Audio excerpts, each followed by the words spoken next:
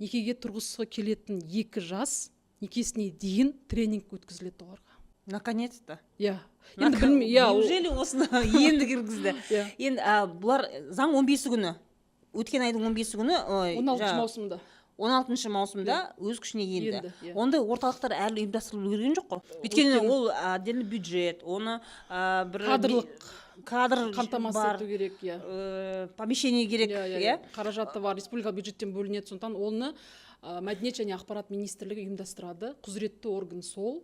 Әкімдіктердің ішінде, мысалы аудан әкімдіктеріндегі еңбек әлеуметтік қорғау департаментінің аясында ұйымдастырылады. Ол жерде неге? Өйткені әлеуметтік кодекстің аясында қиын жағдайға тап болған отбасыларды ерте айқындау, ерте тану деген бір бағдарлама бар ма? Сол үшін мобильді топтар құрылады. Мобильді топтар өздері үйді аралап, сондай жағдайдағы отбасыларды